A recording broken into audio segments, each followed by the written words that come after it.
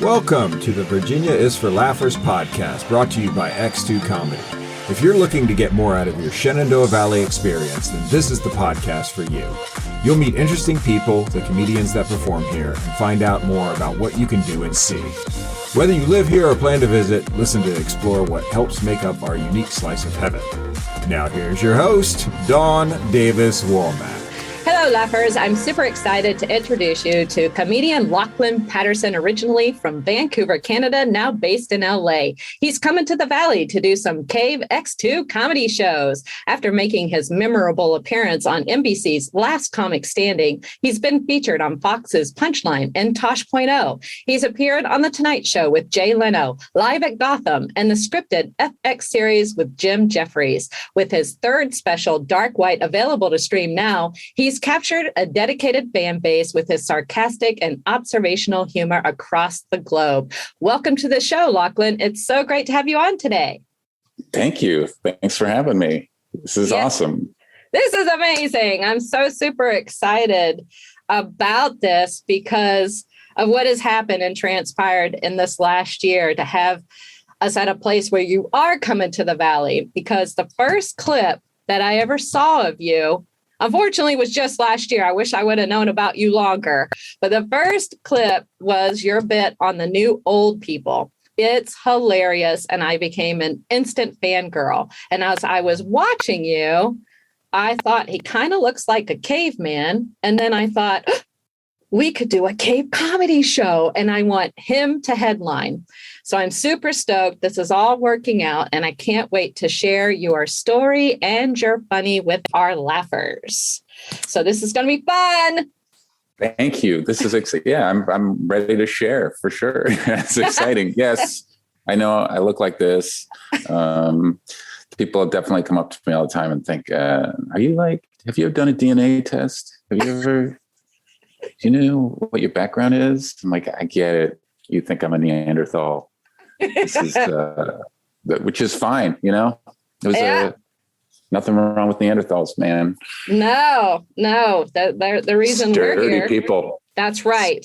Sturdy people. And prepared to do cave comedy shows, I say. And I'm glad you didn't keep your cut hair, because then I wouldn't have gotten the idea. So thanks for growing your hair.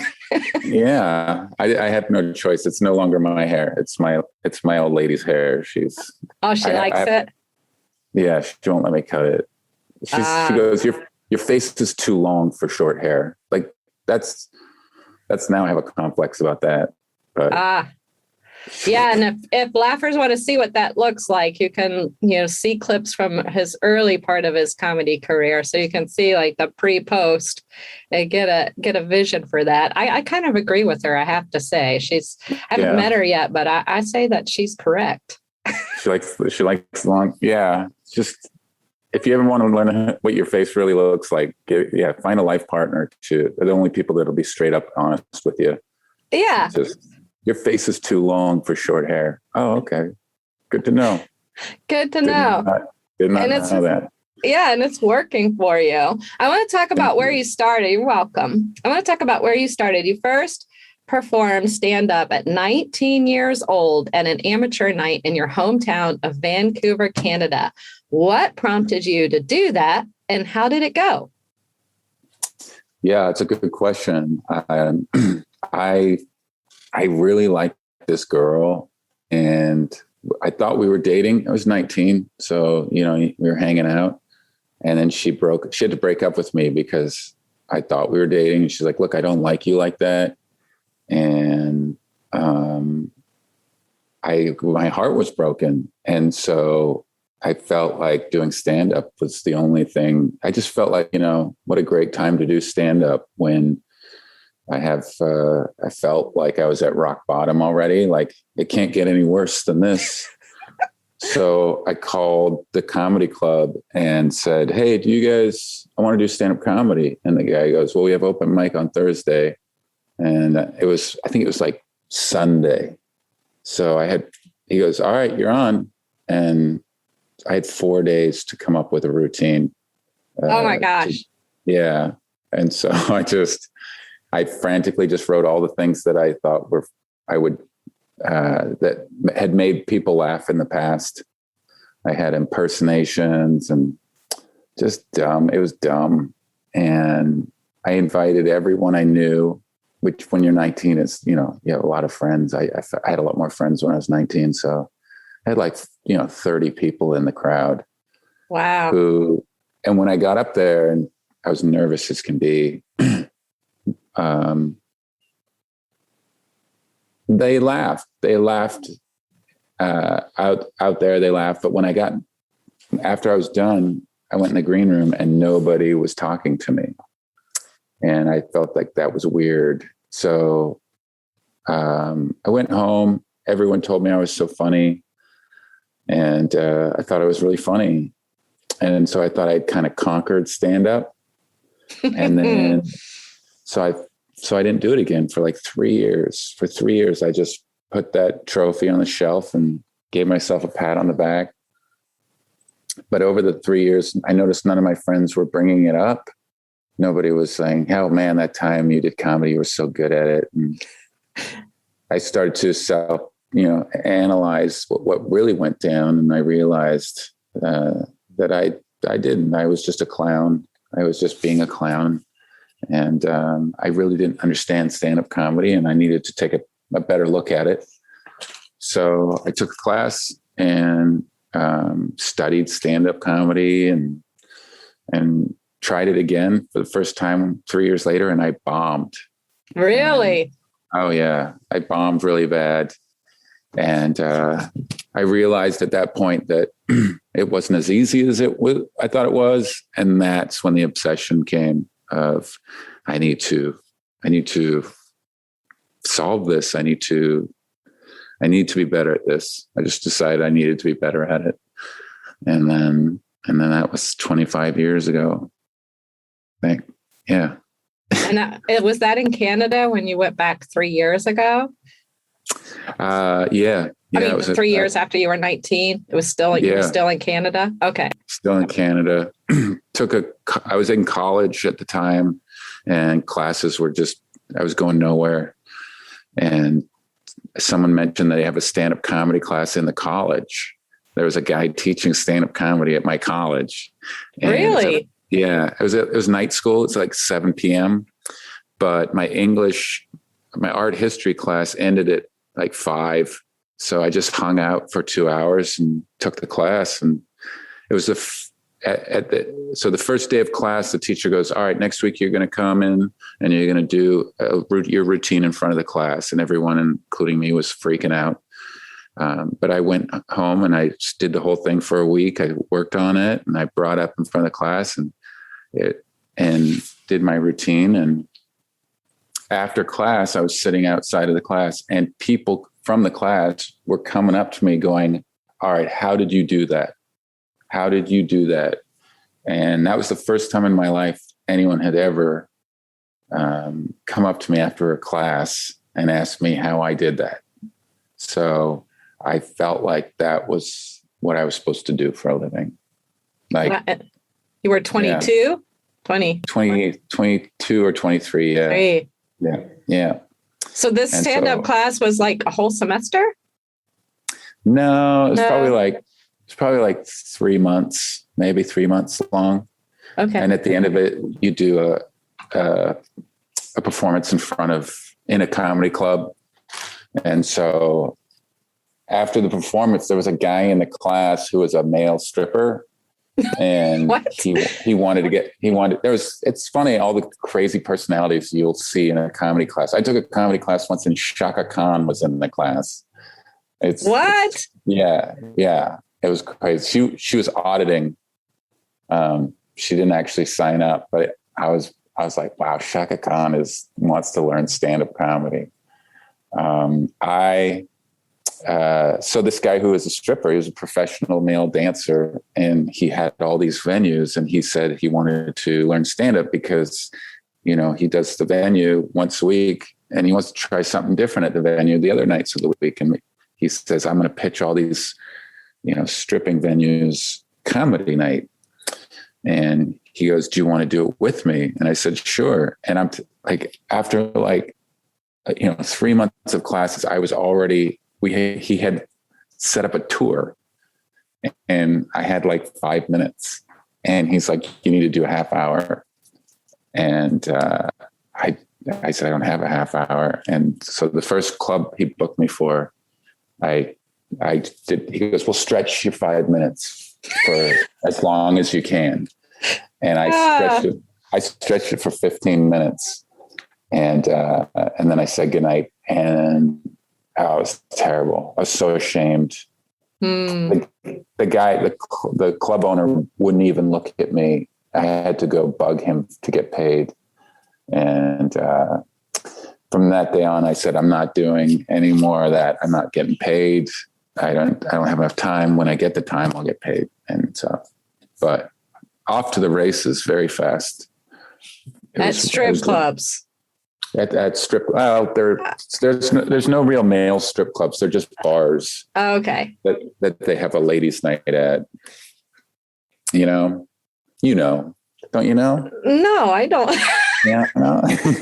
We're getting to know each other, but no, I no. no. It's not like female strip clubs are actual venues, but males are usually just like nightclubs, but they'll have a ladies' night. Okay. And so this guy just figured he'd have a comedy night. He's a smart guy. And, but he was, he had his way of doing things. I had mine. Slow. It's always been my style. Yeah. Slow and steady, which is great. Yeah. What did you study in college? Oh, or what English, did you not study? Everything. I didn't. I started in biology. I wanted to be a marine biologist because I like sharks. And then I was also playing basketball, and I had a job, and I had a girlfriend. And so I didn't really focus. So college just didn't really suit me. But I studied. Yeah, my dad picked all my classes. That's how much I cared about college. He grabbed my forms. I had a basketball, I want to say scholarship, but it just essentially early registration because I played basketball. So they'd give you first shot at all the courses. So my dad just signed me up for like all the courses he thought I should be in. He was your guidance counselor for college there. My dad was a guidance counselor for a living. Oh, well, then that makes perfect sense. Yeah. Yeah. That's funny. I never thought of it like that. But yeah, my dad picked all my classes, and that's what he did for a living. That makes sense. God, yeah. I just realized that now. We're always learning. It's never too late to learn new things. Never too late. Are you funny? Are you the funny one in the family, or does it come genetically honest? I think my dad was the funny one in the family because he could tell a joke really well. He told a joke, like Norm Macdonald, where it was slow, and he did all the characters, and, it wasn't really about the punchline. It was about the voyage to the punchline and how long he could just keep you entertained, even though the punchline was like one sentence. I love that about it. And so he was very entertaining. He is very entertaining still, of course. But I think I'm the only one who used comedy as a survival technique. I think that was it. I think for me, it was necessary. I didn't have a lot of friends, and I didn't really get along well with other kids. I got in a lot of fights, and I had trouble meeting people. And so laughter was how I was able to blend in and be accepted. I wasn't particularly athletic. I wasn't smart academically speaking. So that's how I survived, for sure. It was just, I make the cool kids laugh. Yeah. Well, you're still making people laugh. It's exciting. You were runner-up on Last Comics Standing. What was that experience like? And if you had to do it all over again, what would you have done differently? Good questions. It was crazy. And I know that's just a very simple answer, but it was like, I mean, every day was a surprise. Like this show, I guess they had a massive budget. So like every day you just wake up. There's so much footage that's not even, you never even got to see. Like, you know, I just wake up one morning and someone would be knocking at my door and say, grab a bag, you're getting on a plane, and they wouldn't tell us where we're going. You know, can you imagine someone doing that to you? No. And you just go, and then you're flying on a jet plane and just waiting for the jet plane.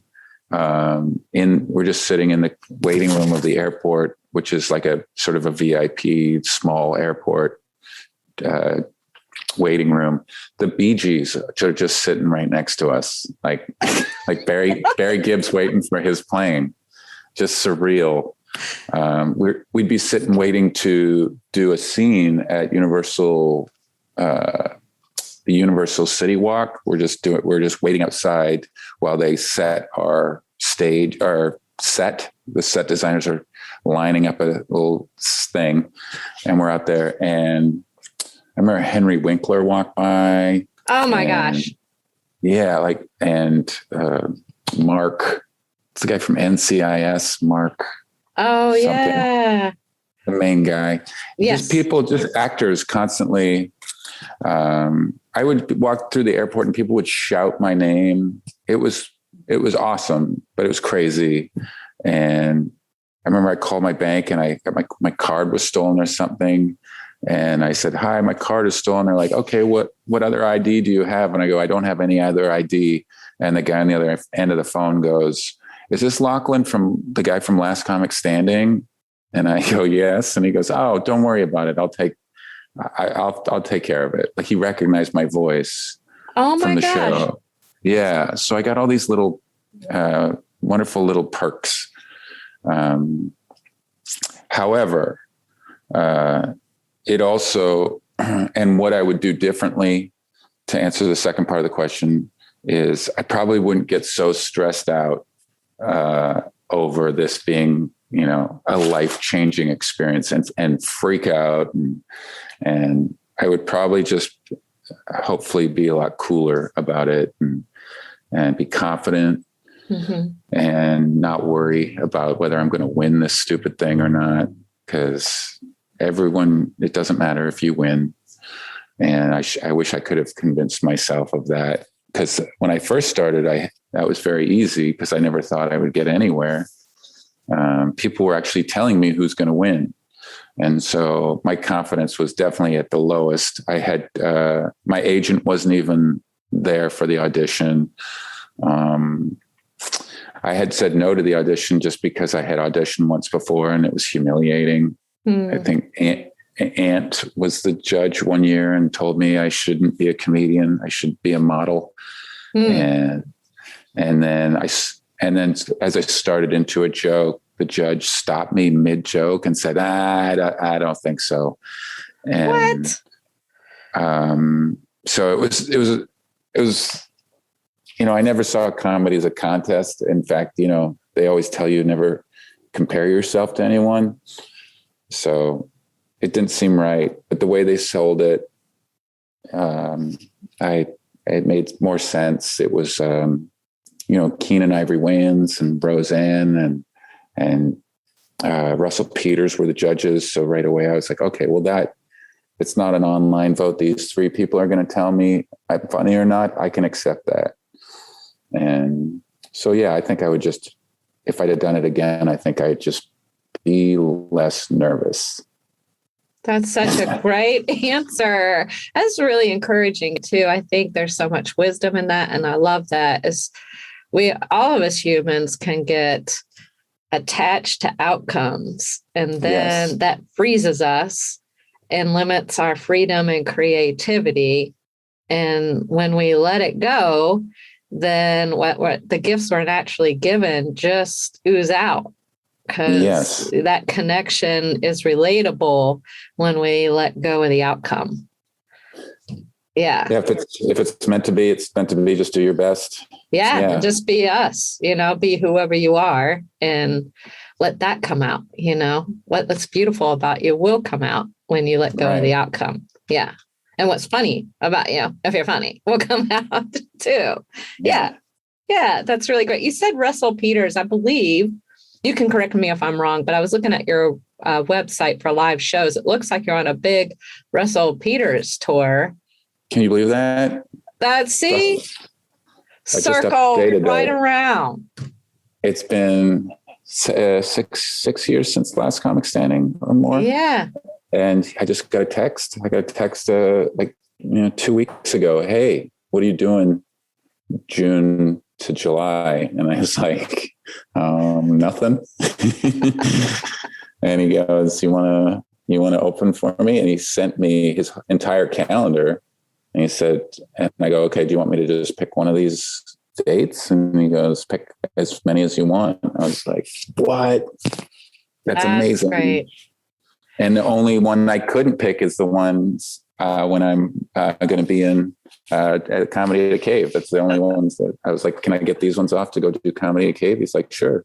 That's awesome. Perfect. Yeah. Well, I'm a big fan of Russell then too, because we definitely want you here for that. But I'm not as familiar with him. He's a big time Canada comic though. Is that right? I would call him a world comedian. Oh, wow. I need to check him out more. Yeah. He's huge and he's all over the world.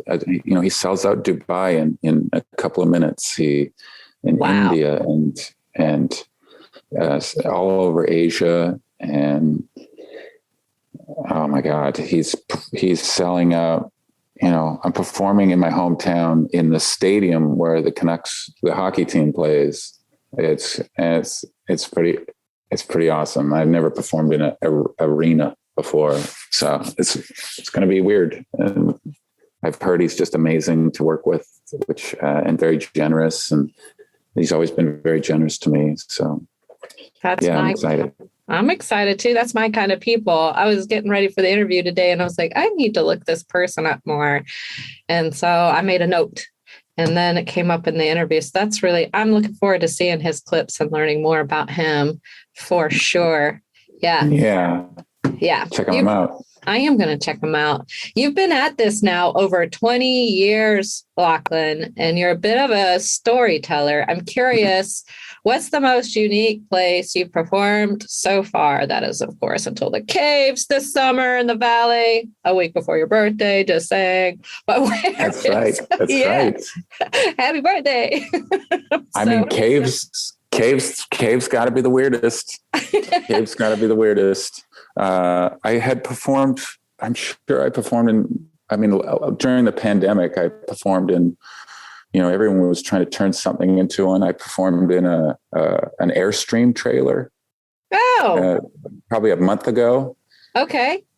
This guy actually took an Airstream trailer and turned it into a comedy stage. I performed on a tugboat once. I remember performing on a tugboat in the middle of the Atlantic Ocean up in Nova Scotia. I think it was the tugboat. A lot of barbecues and parking lots and people's houses. I performed in a lot of living rooms, staircases.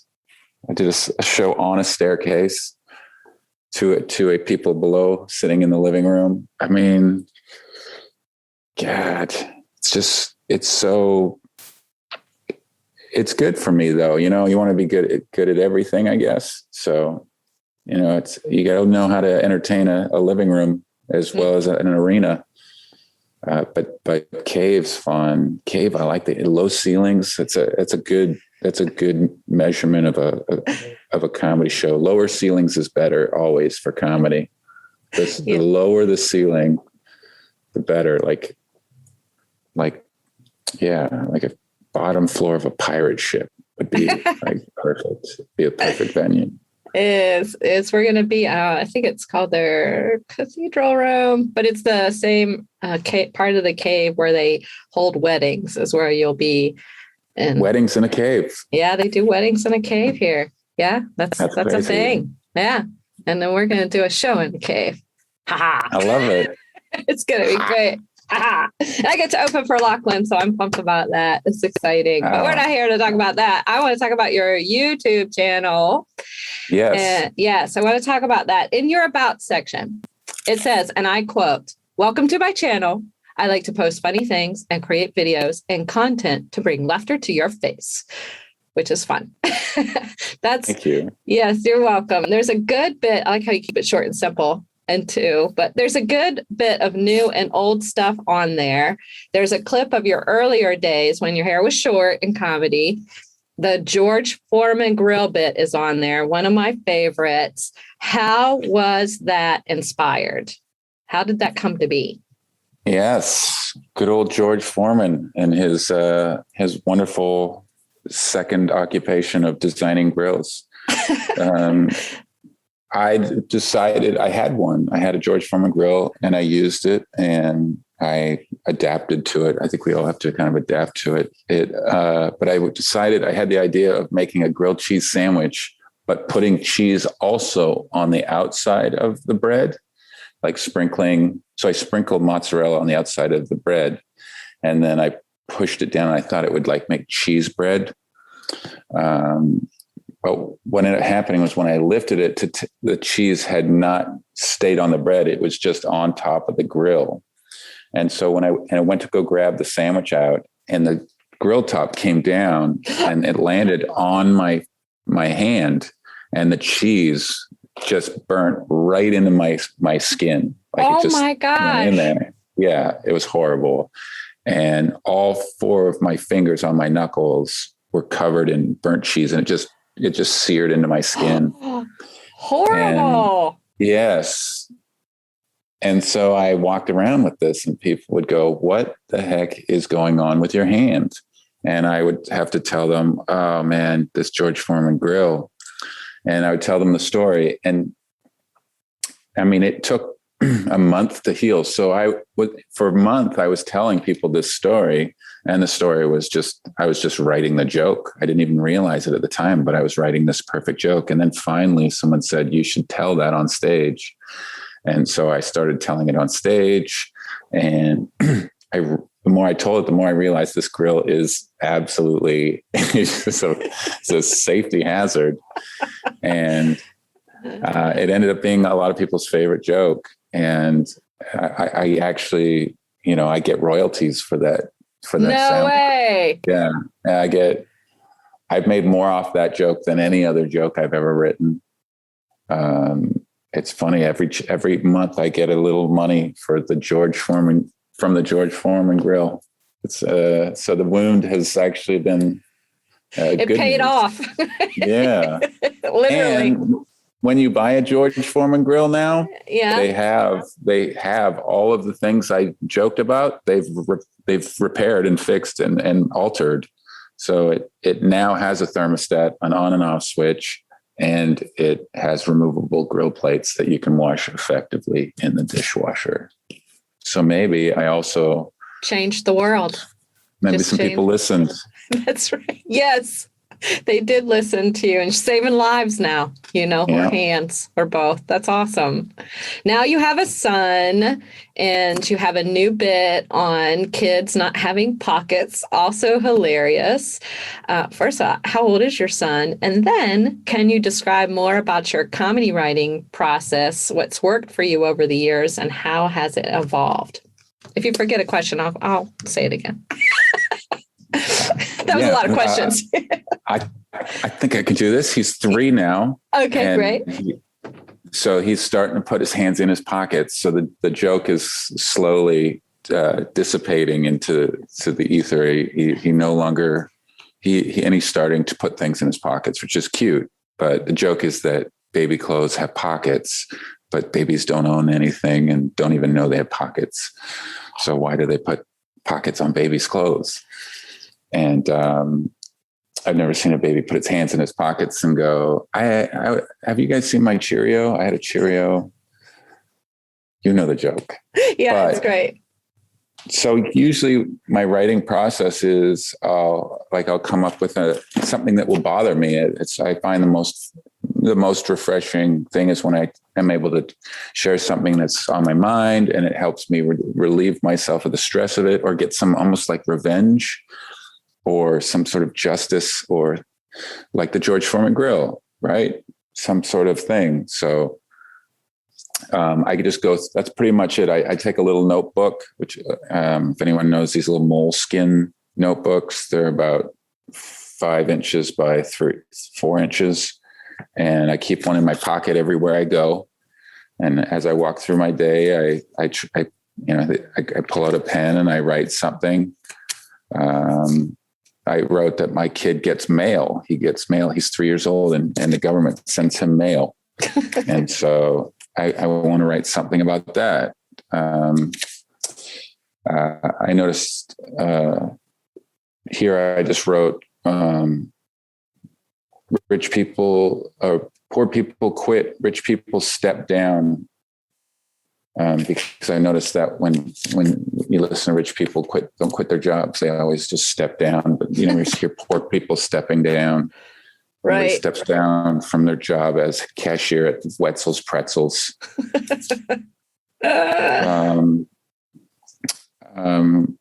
So that's kind of what I'm doing. Is I that's my start. Is I just write a factoid or something that I noticed, like when you turn off your phone. You ever notice how it's the hardest thing to do is to turn off your phone? It's the hardest button to push. Yeah. And in fact, when you're trying to turn off your phone, have you noticed that it asks you if you want to call 911? Yes. And I think that's just peculiar. Like, is there something wrong? Like, why would you want to turn off your phone? Do you need help? And so from there, I try to write a good setup line, because I think it's a great word for it. Setup it's important that your setup is concrete. It's strong. No one can poke at it. You ever listening to some comedian tell a setup to a joke and you disagree with it, but then they continue and you're completely like, I can't even listen to you now. Yeah. Like if they say something like, oh, women are always talking or whatever. And if you're a woman and you go, I don't always talk, well, then the joke's not going to work on you. So I try to come up with a setup that is solid. It's 100%, no argument to this setup. And then from there, it's nice when you get even a giggle from your setup, right? If I can get like a couple of giggles from a setup, that's even better. Like I'll say, my lady is so smart that even when she asks me questions, she already knows the answers. Like I think she already knows. So sometimes people giggle at that. And like one time when I was pulling out of the driveway and she just knocks on my window and goes, I was pulling my car out, I was leaving, and she goes, are you finished with the peanut butter sitting on the counter? And because with the lid off of it and the knife on top, kind of like that language. Yeah. Yeah. So it's true, but it's the setup is actually, it's a little different. Like I'm saying how smart she is, but really she's playing a sort of a passive aggressive game with me. Yeah. So there's different kinds of setups, but they all are true. The fake is usually in the fake out. Yeah. Is in the punchline. I write every day, anywhere from 5 minutes to 3 hours, depending on how my day is going. If I can't write, I write it down. And that, like I say, I go from here and then I transfer to a bigger notebook where I can write full sentences. And then I work it out on stage and I record every set on my phone. And then on the way home from the show, usually I'll press play and I listen to it on my car stereo, and I, critique it, even though it's painful. And then when it comes time to record an album or something, I write the entire set word for word. I transcribe the whole thing, and I try to eliminate all the unnecessary language and vocabulary. So that when I record it, because most comedians will agree when you record it, it's kind of done. Mm-hmm. You want to move on. So before I move on, I want to know that I'm telling it exactly how I want to tell it for the audience, as opposed to kind of. Yeah, you want to know it lands because you're putting out a special, and it's complete and you feel good about it. So yeah.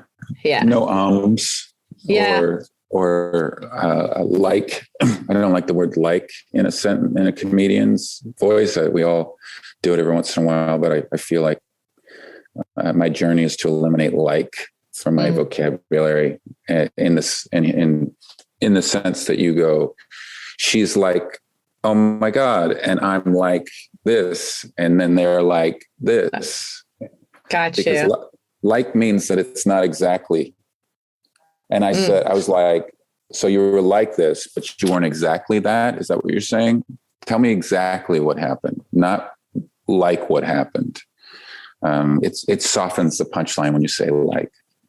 Mm-hmm. And it punches it up and takes care of word economy. Yeah. Like can be a lie too. I was like, well, then you didn't actually say that, did you? If you actually said it, say I said, or just say it. You don't even have to say I said, you could just say it. Just have the conversation on stage. And I'm guilty of it too. But if there's comedians listening, record your set, play it back, and see if you're saying I like, and ask yourself if that's honestly what you're saying, and ask yourself if that's honestly if you're getting the most amount of laughs you can for that joke. That's a really good tip, because we're working on growing some grassroots local comics around here, in addition to the regional and national touring comics we bring in.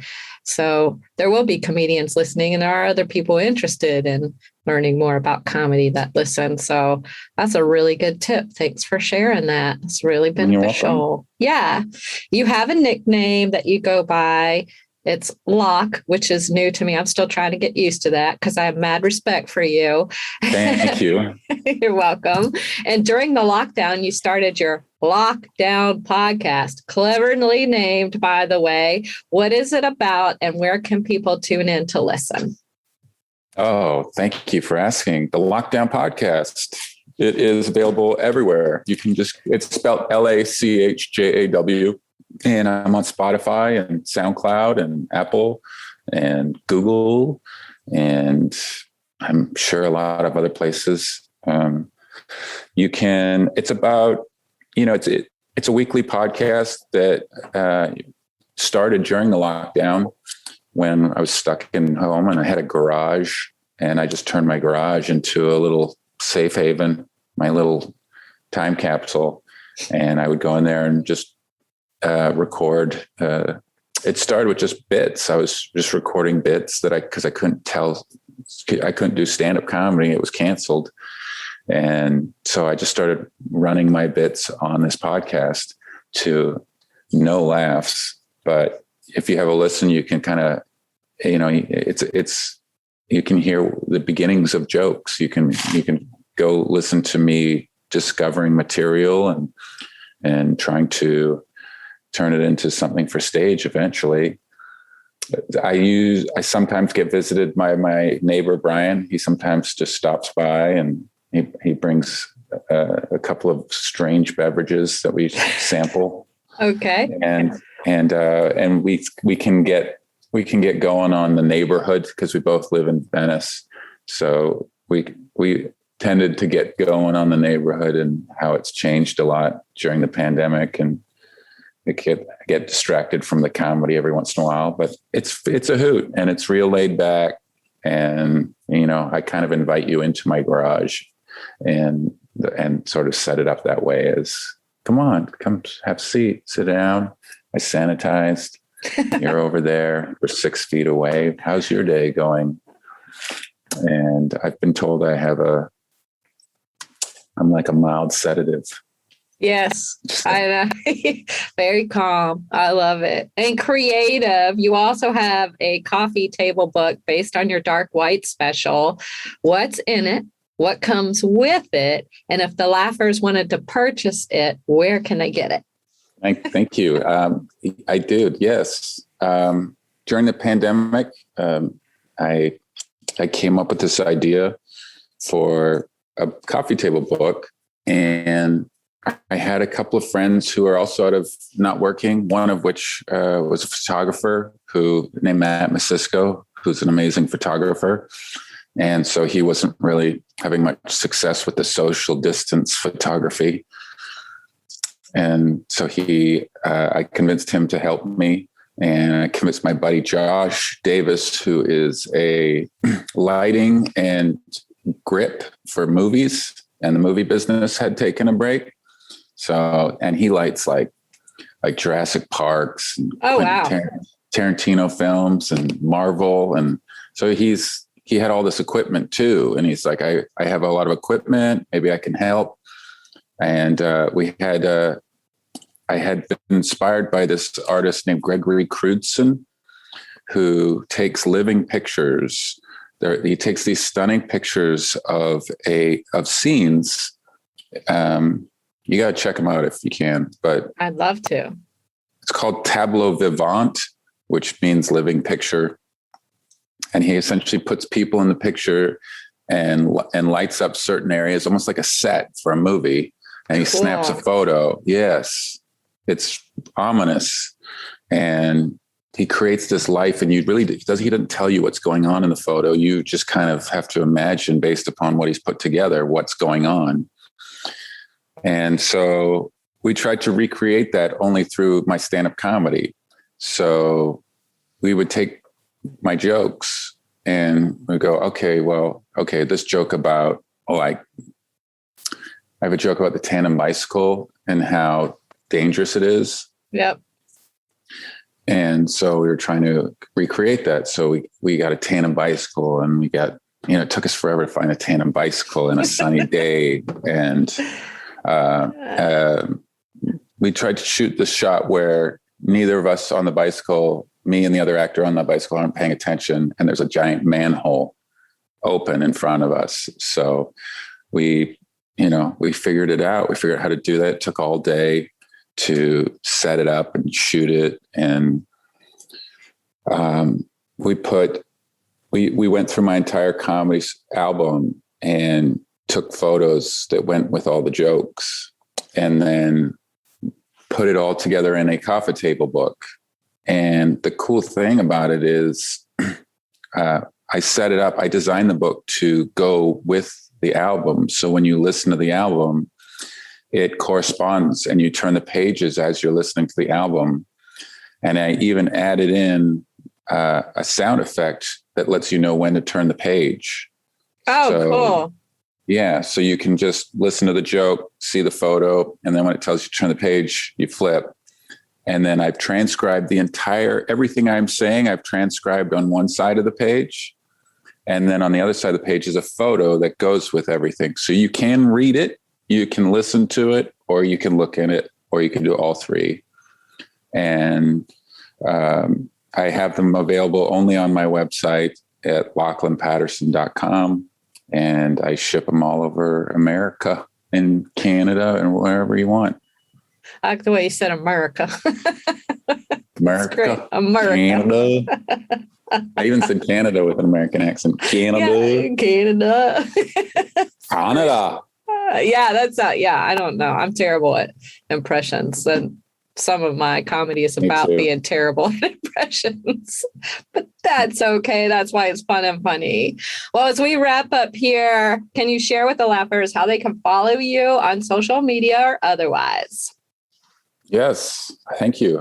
They can follow me at Lachjaw on Instagram and Twitter, LACHJAW. They can, my YouTube channel is probably where they get the most information on me, Lachlan Patterson. And you can come, if you go to LachlanPatterson.com, you can see all of my calendar and come see me live. if you can't make it to the cave, of course. Right. Yeah. And that's pretty much how to get a hold of me. That's awesome. Laughers, we will be sure to put that information for you in the show notes as well. And be sure to stay tuned in the next few moments here to hear more about the cave shows. But in the meantime, I want to thank you, Lachlan, for coming on the show. This total fangirl is so glad I was able to get over herself and reach out to you and hang out with you on this podcast today. This has been super, super fun. Thank you. It's been fun for me too. Yes. Thanks for finding me. Yes, I am so glad we did. And Laughers, you can see Lachlan perform live in a cave as our headliner for the first comedy, music, axe throwing festival at Melrose Civil War Caverns, July 15th and 16th in Harrisonburg. A portion of the proceeds benefits Living Waters Freedom Initiative, a nonprofit for vets helping vets. Restless Moons Brewing is bringing the beer. Bricks and Columns Vineyards is bringing the wine. And One Tribe Farm is bringing the food truck. With cave tours, gem mining, and other happenings, you will not want to miss this. Lachlan will be doing more than one show, and seating in the Caverns is limited. Buy your tickets at x2comedy.com today. That's x2comedy.com. We can't wait to see you there. And lastly, and most importantly, thanks for tuning in, Laughers. Out of all the podcasts out there, you picked us, and we think that's pretty special. Darn special, just like you. Until next time, keep smiling. Bye. Bye. Thanks for tuning in to this episode of the Virginia is for Laughers podcast, brought to you by X2 Comedy. We'll be dropping a new podcast every Wednesday at 4 p.m. Eastern Standard Time, so check back for another uplifting episode. Come to an X2 Comedy show or let us bring a show to you. To find out more, head to x2comedy.com. Be sure to share us with a friend. Until next time, cheers.